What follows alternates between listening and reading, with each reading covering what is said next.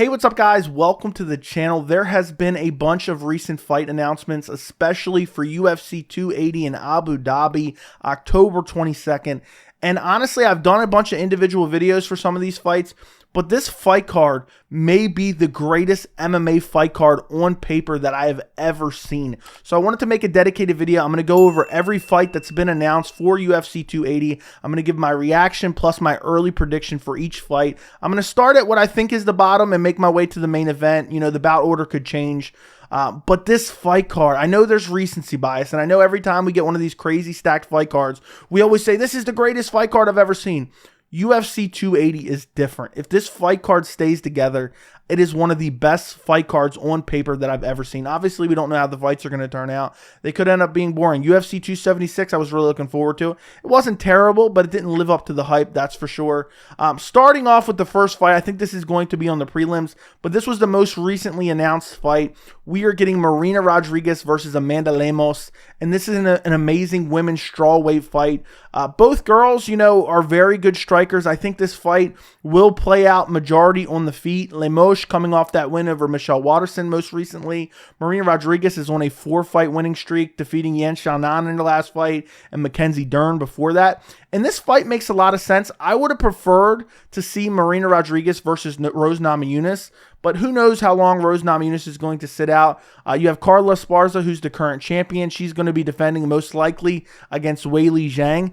And I really believe, especially if Marina Rodriguez wins this fight, I think she will be challenging for the strawweight belt next. If Amanda Lemos wins, you know, I wouldn't say that with a lot of confidence. I mean, 2 fights ago, she lost to Jessica Andrade. She got standing arm triangle, but the fight didn't play out too much. But Lemos has looked good in her UFC career. And if she gets a big win, let's say she goes out there and puts out Marina Rodriguez, because Lemos is one of the few women strawweights that has power in her hands.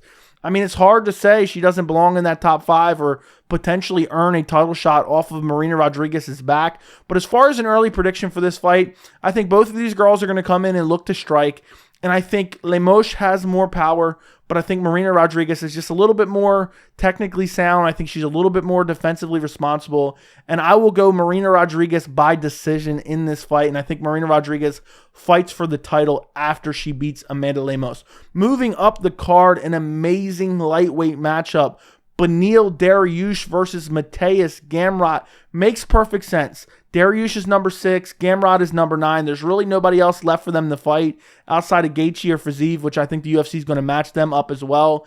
And this fight is amazing stylistically, but there's also title implications here. Obviously, we have to see what happens in Oliveira versus Makhachev, and we have to see if Volkanovski moves up from featherweight to look for a title shot, look to become a double champion. But next in line is probably the winner of Beneil Dariush versus Mateusz Gamrot. Both guys are on good winning streaks. Beneil Dariush, you know, obviously was supposed to fight Islam Makhachev earlier this year. He had to pull out with injuries. That was a #1 contender fight at that point in time. You know, by default, then Islam Makhachev, you know, he beats up Bobby Green on short notice, and now Islam is fighting for the title. But Beneil is still right up there, you know. I get it that, you know, he doesn't have the best wins. He's been a little bit inactive, you know, but it's been because of injuries. If he goes out there and turns away an up-and-coming Mateusz Gamrot, I mean, that would be absolute insanity, and Beneil would have a claim to a potential #1 contender slot. And I'm really looking forward to this fight. I think both guys are excellent grapplers. I think both guys are decent strikers. And the way I see this fight playing out, I think the grappling will cancel each other out, and I think what will happen is this fight will be primarily contested on the feet. And I think this is a 50-50 fight. This is one of those fights that is really tough to pick. And I think it's going to come down to who's the better striker. Because I think Gamrot might be able to get Beneil Dariush down.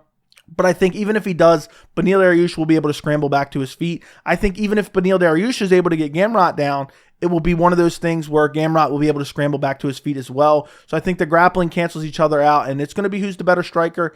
And right now, I got to dig deeper into this fight. And when we get closer to this card, I will do full breakdown and prediction videos. So make sure you subscribe to the channel and turn on notifications so you don't miss those. But just an early prediction, I am going with Beneil Dariush. I just think he's a little bit better on the feet, has a little bit more power. Mateusz Gamrot's striking doesn't look all that great, but it is improving. But Beneil Dariush is no Justin Gaethje or Rafael Fiziev or Charles Oliveira himself. So I think this is going to be a very close competitive fight, and I'm going to go Beneil Dariush. I don't know how I have him when I'm going to say by decision, but that's a very tough fight to pick.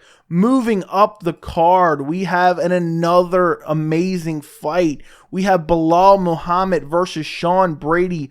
Belal Muhammad's on a very long win streak. You know, he hasn't lost since all the way back in 2019. I know he has the no contest against Leon Edwards, but he's coming off that dominant performance against Vicente Luque. He dominated him from start to finish for the most part, took him down, out-grappled him. And Sean Brady is an up-and-coming guy. I believe he's ranked just barely in the top 10 right now, but he's a guy that a lot of people are high on and a lot of people think will be a future contender, and he's a very good grappler as well. So this is another example where you have two great grapplers, and it's like, well, if the grappling cancels each other out, who's going to, be the better striker? And I think that's what this fight comes down to.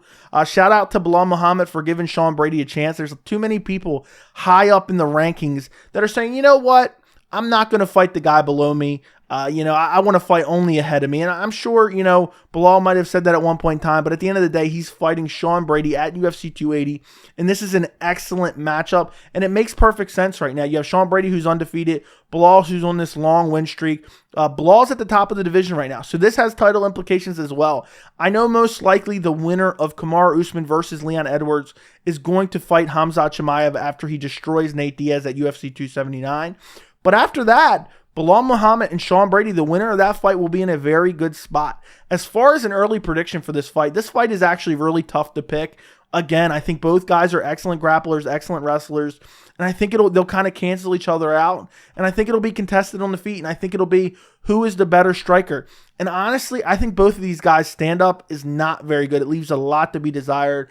As far as an early prediction, I'll go Belal Muhammed. That's a very tough fight to pick. Moving up the card, one of, I think, the most anticipated fights of the year. And this was a fight that when I saw it was announced, I had to rub my eyes and double check that I wasn't imagining things. And that is an amazing bantamweight matchup, Petr Yan versus Sean O'Malley, the number 1 ranked guy at bantamweight versus number 13. Who saw this coming? Because I certainly did not. Shout out to Petr Yan for taking this fight. Again, too many guys in the rankings claiming they don't want to fight behind them. But shout out to Sean O'Malley also. There's too many guys out there talking, and they really don't want these fights. Sean O'Malley said he wanted Petr Yan, and now he's accepted the fight. He put his money where his mouth is. And this is a massive opportunity for him, because if he goes out there and beats Petr Yan, he will be fighting for the title next. There's no doubt about that. Sean O'Malley already has substantial popularity, and if he goes out there and sparks Petr Yan, who some people still consider the champion, it would be incredible, and he's no doubtedly fighting for the title next. And for Petr Yan, if he beats Sean O'Malley, there's too many guys that are claiming they don't want to fight certain guys because they're not ranked. And Sean O'Malley has a lot of hype behind him, and I think a lot of fighters discount the fact that if you beat a guy with a lot of hype and you shut down that hype train, that helps your popularity as well. And Petr Yan obviously knows that. If he goes out there and shuts down Sean O'Malley, let's say he finishes Sean O'Malley, that's going to be massive for his career, even though Sean O'Malley's not ranked even in the top 10. Sean O'Malley's coming off that controversial, no contest against Pedro Munoz at UFC 276. And we really haven't seen him test it yet. I get it. He fought Pedro Munoz. We didn't get to see how the fight would play out. His best win is Raulian Paiva. That's not a very good win. I know some people who love O'Malley like to pretend that's a good win. That's not a good win. But the best opponent that he's fought has been Marlon Chito Vera, and we know what happened in that fight. He got his legs brutally chopped, then he got shucked to the ground and flash KO'd with brutal ground and pound elbows, and then stretchered out of the cage with no serious injury. So, going from losing to Marlon Vera, who was nowhere even near the skill level that Marlon Vera is today, this was a few years ago, to fighting Petr Yan, who is the elite of the elite, one of the best pound-for-pound fighters in the entire UFC, in the entire world, honestly. That's a massive jump. That is a massive jump. From going to beating Raulian Paiva to now fighting Petr Yan, who is definitely championship level caliber. I mean, this is insanity. This reminds me of Khamzat Chimaev versus Leon Edwards when it was initially announced. Obviously, that fight never came to fruition, but this is an insane fight. As far as an early prediction, I cannot go against Petr Yan. Sean O'Malley is still relatively unproven at this point. He's looked good, but against lesser competition. We know how good Petr Yan is, defensively responsible, well-rounded. And honestly, even if Sean O'Malley comes out and he's outstriking Petr Yan, I think Petr Yan can out-grapple him.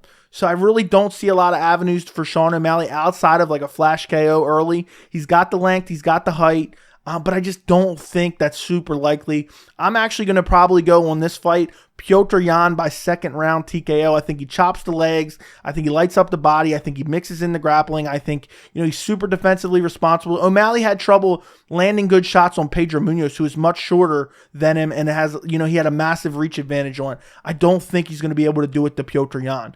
Moving up the card, the co-main event at UFC 280, we have Aljamain Sterling versus TJ Dillashaw, which is amazing that we have two great bantamweight fights on the card, because if someone were to, God forbid, pull out of this fight, we could have, I don't know, wouldn't want them to cancel Petr Yan versus Sean O'Malley, but I guess one of those guys could step in. But Aljamain Sterling versus TJ Dillashaw is going to be a lot of fun. I've had my questions about whether or not TJ Dillashaw deserves a title shot. He cheated. He was injecting EPO. He got suspended 2 years. He comes back and arguably lost to Corey Sandhagen. But at the end of the day, it is what it is. I don't think he necessarily deserves the shot. But these are two elite level bantamweights. Aljamain Sterling, say what you want about him in the, the DQ win over Petr Yan. He won the second fight. It was very close. A lot of people had it for Yan, but either way, it was a competitive fight.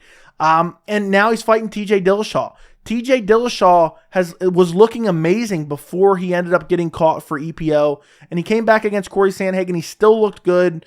He got busted up early in that fight, so we don't really know. And also, he was out for such a long period of time.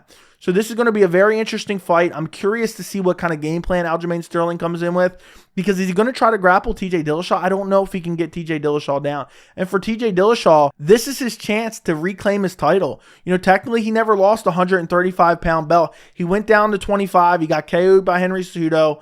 And then, he never got the chance. The plan was for him to move back up to 135 and defend his title against Henry Cejudo now, but he never got that opportunity because he got busted for cheating. Now is his chance. Can he get the belt back from Aljamain Sterling? And for Aljamain Sterling, he's always going to be questioned. After winning via DQ and then winning a close fight over Petr Yan, it is his opportunity now. If he goes out there and finishes a former champion like TJ Dillashaw, a lot of people are going to be forced to show him some respect. Now, as far as my early prediction in this fight, I have to go TJ Dillashaw, and I'm actually fairly confident in TJ Dillashaw. I just don't think Aljamain Sterling's striking is good. It's very sloppy, and it's covered up by the fact that he has great grappling and great wrestling, that guys who are very good strikers are worried about the takedown, so Aljamain Sterling is able to land good shots on the feet. But I think the striking is very sloppy. I think TJ Dillashaw is a much better striker, good footwork, good feints, good head movement, and I think he has the wrestling ability to fend off the takedowns of Aljamain Sterling, and I think TJ Dillashaw is going to light him up on the feet. As far as a official prediction, I don't know a method, but I'd probably go TJ Dillashaw by TKO, maybe in the third or fourth round. Moving up the card to the main event. Oh my, what a main event it is. We have Charles Oliveira versus Islam Makhachev for the vacant lightweight title. Quotations around vacant, because it's not a real vacant belt. Charles Oliveira is the champion. And I made a video in January of fights that I most wanted to see in 2022. And very high on that list was Charles Oliveira versus Islam Makhachev, and I am so happy that this fight is happening. There's a lot of people claiming Islam Makhachev doesn't deserve a title shot. The guy has won, so many fights in a row, and he's accepted fights against high-level opponents, and for whatever reason, they have not come to fruition, whether it be his fault or the other's faults. He accepted fights with RDA. RDA had to pull out. I think 2 out of the 3 times it was RDA. It's not necessarily his fault. He accepted a fight with Beneil Dariush. He's been dominant against the guys he's fought, and there's nobody else who deserves a shot. If you want to say that Islam Makhachev shouldn't get a title shot, who deserves it more than him, because the answer is nobody. There is nobody. And stylistically, this is an amazing stylistic matchup. I absolutely love this fight. You have Charles Oliveira, who has amazing striking. It's been ever improving, super technical, has good power, super dynamic as well. But he also has world-class jiu-jitsu and world-class submission skills. And then you have Islam Makhachev. The striking is all right, but he wants to take you down and beat you up and look for a submission, or just eke out rounds by holding you down and beating you up on the ground. And it's going to be very compelling, because who wins that matchup? Because if Makhachev shoots it on takedowns, Charles Oliveira is very dangerous off his back. And Oliveira is so successful with his striking because he's not worried about the takedown. If you take him down, you take him down at your own risk. And I think Makhachev is going to try to take him down in this fight, and he's probably going to be successful. I think, Oliveira is going to let him take him down, or not be super worried about it, so he's going to walk into some takedowns because he's going to be looking for the submission. And that's what makes this fight so compelling. And if Oliveira chooses to try to keep it standing, I think Islam Makhachev is outmatched on the feet. So this is a super compelling matchup. It was the right fight to make. Charles Oliveira, he won the vacant belt off of Michael Chandler, or defeated Michael Chandler to win the vacant belt. Then he defended against Dustin Poirier. Then he technically didn't, but in my mind and most people's minds, he defended against Justin Gaethje. And now he's looking for his third title defense, which technically won't count as a title defense, against Islam Makhachev. Think about that resume. Think about, that strength of schedule. Michael Chandler, Dustin Poirier, Justin Gaethje, and then Islam Makhachev. If he's able to win this fight, I think he will have surpassed Khabib Nurmagomedov for lightweight GOAT status. It would be an incredible victory, and I cannot wait for this fight. This is my most anticipated fight of the year, and this may be my most anticipated fight of all time. Styles make fights, and this is a very compelling fight. Islam Makhachev's only loss was to Adriano Martins, where he got KO'd, but that was forever ago, and he's looked so dominant since then. So I'm really looking forward to this main event. As far as an early prediction, this is a fight that I really think could go either way, but for me personally, I am going to be picking Charles Oliveira by submission. I have never picked against Charles Oliveira. I just think he's ever improving. I know people want to say, oh, he has these losses. He's been fighting in the UFC since he was like 20. So he's going to have losses, of course. He is elite level everywhere. His striking is elite. His jiu-jitsu is elite. His submission skills are elite. There's really no holes in Charles Oliveira's game outside of him being a little defensively irresponsible, but I don't think Islam Makhachev can make him pay for that. And I think Makhachev's going to come in and take him down, and it's basically going to be a game. Can Makhachev avoid the submissions of Charles Oliveira? That's what this fight is going to be. I'm really looking forward to it, but I'm going Charles Oliveira by submission. I think Islam Makhachev probably shoots in on a takedown. He doesn't have the best entries, and he probably gets guillotined by Charles Oliveira. There's no setup. He wraps up your neck before you even know what's happening. So let me know what you guys think of all these fights. Let me know all your predictions. Don't forget to like the video, and thank you so much for watching.